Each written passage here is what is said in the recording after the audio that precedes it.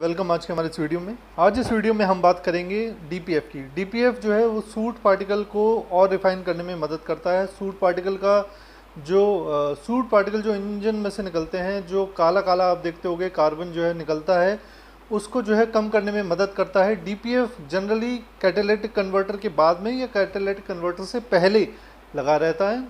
Diesel engine की यहाँ पे हम बात कर रहे हैं, क्योंकि डीजल इंजन में ज़्यादा सूट जो है वो फॉर्म होता है। तो देखते हैं कि सूट क्यों फॉर्म होता है और किस तरीके से डीपीएफ जो फिल्टर है वो इसको कम करने में मदद करता है। तो चलिए स्क्रीन रिकॉर्डिंग के ज़रिए आगे की वीडियो देखते हैं। स्टार्ट करते हैं ये वीडियो। और सबसे पहले तो मैं आपको बता दूं कि सूट होता क्या है। ये जो अभी आप साइलेंसर में से काला धुआं निकलते हुए देख रहे हो, जिसे हम पर्टिकुलेट मैटर भी कहते हैं, इसी को बेसिकली सूट कहते हैं। तो सूट पार्टिकल जो है, इसके जितने भी कण हैं उसको सूट पार्टिकल कहते हैं। तो ये जो सूट पार्टिकल है ये बनता क्यों है और कैसे बनता है? जब डीजल फ्यूल जो है हमारे इंजन के अंदर जलता है और किसी कारणवश वो पूरी तरीके से अगर जल ना पाए, जैसे इस फोटो में एक बार हम इस चीज़ को समझ लेते हैं। ये हमारा इंजेक्टर लगा हुआ है और ये यहाँ पे डीजल स्प्रे कर रहा है। अब सपोज़ करिए कि ये जो पिस्टन है ये हमारा यहाँ पे आ जाता है टीडीसी पे, और फिर ये इंजेक्टर स्प्रे करता है और डीजल में आग लग जाती है। पर किसी कारण से, और किसी कारण से क्या, अगर डीजल इंजन आपका बिल्कुल बेहतरीन भी है तो भी थोड़ा बहुत सूट वो निकालता है। BS4 में जो वो सूट पार्टिकल निकालता है वो 25 मिलीग्राम पर किलोमीटर निकालता है, लेकिन BS6 में वही क्वांटिटी आपकी घट के 4.5 मिलीग्राम पर किलोमीटर हो जाएगी। अब क्या होगा कि आपका इंजन डाउन हो गया, आपका फ्यूल क्वांटिटी जो डिलीवरी है वो बेकार हो गई, या कोई छेड़छाड़ हो गई फ्यूल सिस्टम में, या कोई गंदा डीजल डलवा लिया जिसकी वजह से ये ख़राब हो गया हमारा इंजेक्टर। तो डीजल अब सही तरीके से नहीं चलेगा जैसे वो पहले चल रहा था। तो 4.5 मिलीग्राम जब तक निकाल रहे तब तक तो ठीक है, विजिबल नहीं होगा उतना, है ना। और क्योंकि सूट पार्टिकल जब एनवायरनमेंट में आता है, वातावरण में आता है, तो वो हम ही को हानि पहुंचाएगा, हमारे जानने वालों को हानि पहुंचाएगा, बड़ों को, बच्चों को, सबको हानि पहुंचाएगा। क्यों? क्योंकि जब उस काले धुएं को सांस लेते समय हम अंदर लेते हैं तो अलग अलग प्रकार की रेस्पिरेटरी डिजीज़ होने का चांस होता है, और होता भी है। तो अगर सूट पार्टिकल बढ़ता है इससे ज़्यादा तो फिर वो दिक्कत की बात है। तो जैसे ही इनमें से कोई हमारा एक पार्ट ख़राब हो जाता है, जैसे मैंने बताया फ्यूल इंजेक्टर या इंजन या पिस्टन या कंप्रेशन डाउन हो जाता है, तो सूट पार्टिकल फॉर्मेशन ज़्यादा होने लगता है। अब ये तो बात रही कि तब वो सूट पार्टिकल ज़्यादा होगा, तो हमें इन चीज़ों को सही करके, जो भी हमारा ख़राब है, इंजन का कोई पार्ट ख़राब है, कंप्रेशन डाउन हो गया, इंजेक्टर ख़राब है, उसको सही करके करना होगा। लेकिन BS4 से BS6 में ले आने के लिए, क्योंकि तब तो सारी चीज़ें सही हैं, 25 मिलीग्राम पर किलोमीटर को 4.5 मिलीग्राम पर किलोमीटर ले जाना है अगर, तो फिर वो कैसे करेंगे जब सारी चीज़ें सही हैं? तो उस समय ये नई टेक्नोलॉजी जो BS6 में इंट्रोड्यूस हो रही है, और आने वाले टाइम में ये बहुत जल्द आप देखोगे, और कई गाड़ियों में जैसे ऑडी A4 है, तो ऐसी हाई एंड गाड़ियों में तो आपको ऑलरेडी आता भी था। तो ये अभी जो हमारे सामने पिक्चर है ये बेसिकली क्या है, इंजन का ही पूरा आप दर्शन कर रहे हो इस समय। ये हमारा इंजन है, ये एग्जॉस्ट का पाइप है, यहाँ पे इनटेक के पाइप लगे हुए हैं, यहाँ पे ये आपको फ्यूल इंजेक्टर भी दिख रहे हैं, कॉमन रेल, और ये ECU है हमारा। ये हमारा कैटालिटिक कन्वर्टर है, जिसे हम EGP भी कहते हैं, ट्रक्स में लगा होता है। तो और ये हमारा जो है ये DPF फ़िल्टर है। DPF का फुल फॉर्म है डीजल पर्टिकुलेट फ़िल्टर, यानी डीजल जलने से जो पर्टिकुलेट मैटर बच रहा है, यानी जो सूट बच रहा है, उसका फ़िल्टर, उसको कम करने के लिए ये लगाया गया है। ये हमारा टर्बो है। तो एग्जॉस्ट गैस डायरेक्ट कहाँ आती है? टर्बो में ही आती है, टर्बो के एग्जॉस्ट की तरफ, और फिर वो साइलेंसर से निकलती है। तो बिल्कुल एकदम जो है ठीक इसके पीछे ही लगाया हुआ है ये DPF। कई बार इसकी पोजीशन जो है कैटालिटिक कन्वर्टर के पीछे भी हो सकती है, लेकिन ऐसा बहुत ना के बराबर, बहुत कम होगा। ज़्यादातर ये इसकी जो पोजीशन है वो यहीं होगी। ठीक, तो अब ज़रा इसके अंदर देखते हैं कि किस तरह ये काम करता है। ये हमारा डीजल पर्टिकुलेट फ़िल्टर है, और गैस इस डायरेक्शन में बह रही है, सॉरी इस पिक्चर के हिसाब से इस डायरेक्शन में ये बह रही है गैस। तो यहाँ पे केवल एक ही सेंसर लगा हुआ है, एग्जॉस्ट गैस ऐसे आई और ऐसे गई आउटलेट की तरफ। तो यहाँ पे एक ही केवल सेंसर लगा हुआ है, प्रेशर सेंसर। इसका काम क्या है, एक कनेक्शन तो इसको इनलेट की तरफ है और एक कनेक्शन इसको आउटलेट की तरफ है। दोनों से ही निकलने वाली गैस के बीच का जो प्रेशर डिफरेंस है उसको नापता है। अगर प्रेशर डिफरेंस है, यानी इसके अंदर अगर प्रेशर बन रहा है, बेसिकली इस प्रेशर सेंसर का काम यही है कि इस फिल्टर के अंदर प्रेशर बन रहा है या नहीं बन रहा है ये बताना। तो अगर हद से ज़्यादा प्रेशर बन रहा है तो फिर ये ECU को बताएगा कि आपका ये जो फ़िल्टर है वो चोक है। तो उस समय अलग अलग प्रोसेस चालू हो जाएंगे। अलग अलग प्रोसेस कौन से होंगे और क्यों चालू होना ज़रूरी है, तो सबसे पहले हम देखते हैं। सबसे पहली चीज़ होगा क्या कि ये गैस अंदर गई और अंदर जाने के बाद क्या होगा कि ये बेसिकली यहाँ पे 4 इसके रूम्स दिखा रखे हैं, 1 2 3 4, ठीक। तो 2 रूम से तो इसकी एंट्री हुई गैस की, ठीक है।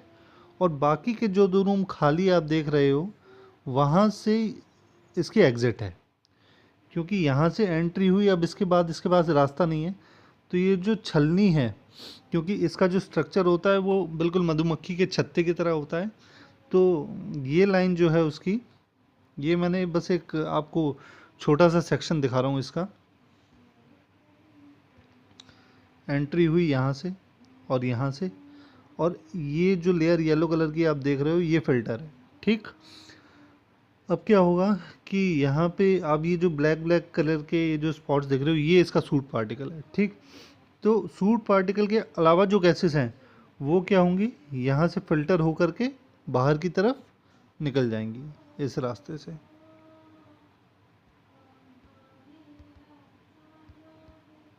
जैसा कि आपको इस पिक्चर में अच्छे से दिख रहा है कि ये सारी गैसेस जो हैं इस रास्ते से निकल गई और जो सूट है ब्लैक कलर का वो बीच में फंस करके रह गया, ठीक। तो इस तरीके से जो निकलने वाली गैस है वो सूट फ्री गैस होती है, और बिल्कुल सूट फ्री गैस नहीं होगी, लेकिन 4.5 मिलीग्राम पर किलोमीटर जो हमारा एक टारगेट सेट है वो हमें अचीव हो जाएगा। तो सूट यहाँ पे फंस गया।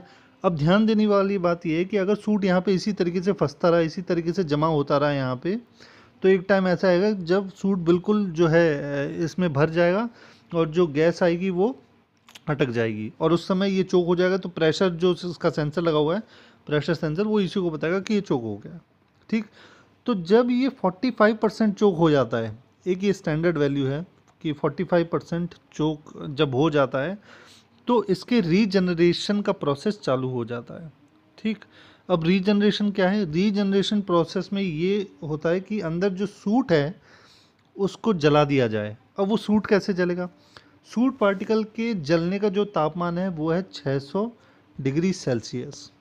तो ये टेम्परेचर यहाँ पे किस तरीके से अचीव किया जाएगा। अब एक बात तो ये है कि ये जो रीजनरेशन का प्रोसेस है वो ECU अपने आप चालू कर देता है, और जब वो ECU चालू करेगा तो इस तरीके की लाइट आपको दिख जाएगी। बड़े ध्यान से सुनना ये बात, ये सबसे इंपॉर्टेंट है कस्टमर के लिए। ये लाइट जल जाएगी और रीजनरेशन का प्रोसेस ऑटोमेटिकली स्टार्ट हो चुका है।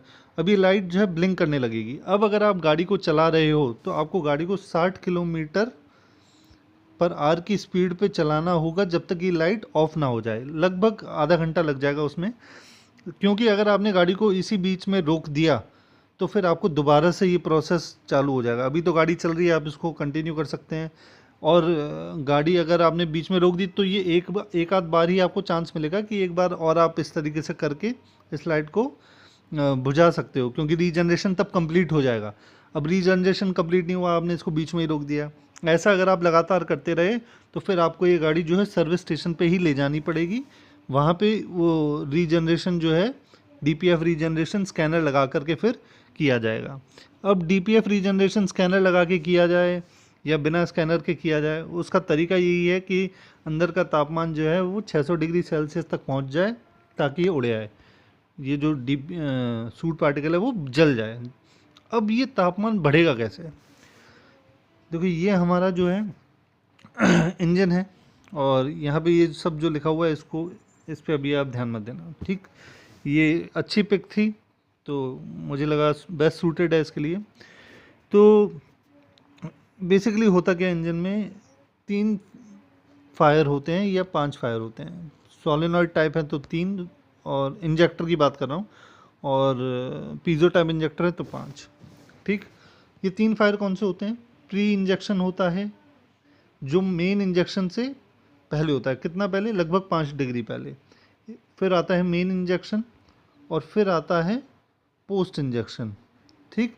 पोस्ट इंजेक्शन कब होता है? 15 डिग्री के बाद। जब मेन इंजेक्शन हो जाता है उसके 15 डिग्री के बाद पोस्ट इंजेक्शन होता है। अब पोस्ट इंजेक्शन बेसिकली क्या है? ये हमारा इनटेक है, ये हमारा इनटेक है, ये हमारा एग्जॉस्ट है। तो ये एग्जॉस्ट जाके कहाँ जुड़ेगा?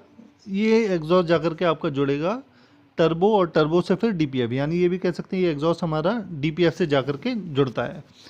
तो पोस्ट इंजेक्शन जब किया जाता है, जब पोस्ट इंजेक्शन होता है, यानी मेन इंजेक्शन के बाद जब पिस्टन नीचे की तरफ जाता है, उसके बाद इंजेक्टर पोस्ट इंजेक्शन इंजेक्ट करता है, डीजल को इंजेक्ट करता है, तो उससे क्या होता है, अंदर का तापमान बढ़े आता है। अब वो तापमान जब बढ़ता है और धीरे धीरे धीरे धीरे वो तापमान जो है इंक्रीज होते होते होते होते जो है आपका 600 डिग्री सेल्सियस पहुंच जाता है। तब वो फिर जो है अंदर सूट पार्टिकल जो जमा हो गया है उसको जला देता है, और आपका जो है रीजनरेशन कंप्लीट हो जाता है, और ये जो है दोबारा से वर्किंग कंडीशन में आ जाता है। रीजनरेशन जो है वो लगभग 400 से 500 किलोमीटर के बाद अपने आप ही ECU प्रोसेस कराता है। और अगर उसमें वो फेल हो जाता है, क्योंकि ड्राइवर जो है वो इस लाइट को देख नहीं रहा है और गाड़ी को बीच में रोक दे रहा है, बार बार रीजनरेशन कंप्लीट नहीं होने दे रहा है, फिर वो वर्कशॉप ले आकर के इस तरीके से स्कैनर लगा करके कंप्लीट कराया जाता है। तो अगर वो उसके बाद भी नहीं होता है, रीजनरेशन स्कैनर के थ्रू भी नहीं हो पाता है, तो फिर उस हालात में डीपीएफ को चेंज किया जाता है। डीपीएफ जो है वो हमारा ज़्यादातर, अगर हमारा टर्बो लीक कर जाता है, क्योंकि टर्बो के अंदर ऑयल है और ऑयल लीक होकर के अगर डीपीएफ के अंदर चला जाएगा तो डीपीएफ का फिल्टर जो है वो चोक होने से ख़राब हो जाता है।